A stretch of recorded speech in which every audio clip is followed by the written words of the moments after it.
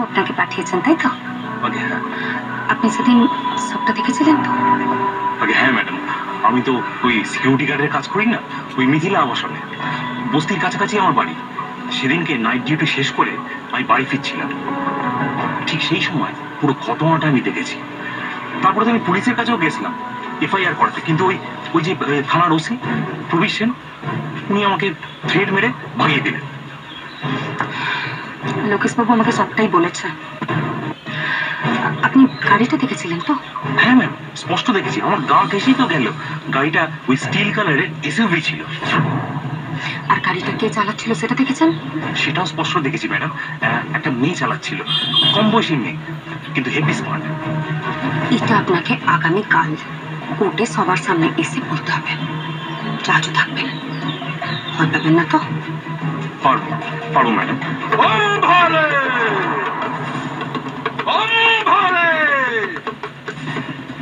রিকশাম দেই মা।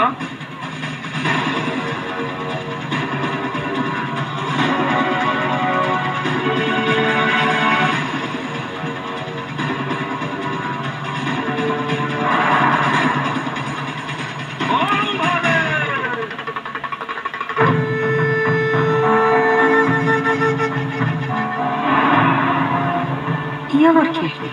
কোথা থেকে এলো? কোনো চোর টট নয় তো? আমি কিন্তু এভাবে হেসে হেসে কথা বলবো, আপনি ঘাবড়ে যাবেন না। সাবধানতার জন্য, যাতে কেউ সন্দেহ না করে।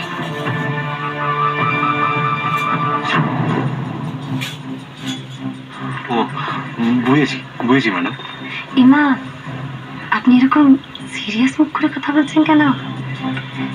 হেসে হেসে কথা বলুন। দেখুন, লাস্ট মোমেন্ট অব্দি কেউ যেন জানতে না পারে আপনি এই কেসে সাক্ষী। হ্যাঁ বুঝেছি ম্যাডাম। আসলে হাওয়ারও তো কান আছে, তাই আমাদেরকে হিরাম ভাই কথা বলতে হবে। আমি এক্ষুনি গিয়ে আপনার নামে একটা এফিডেভিটের অ্যাপ্লিকেশন করে দিচ্ছি,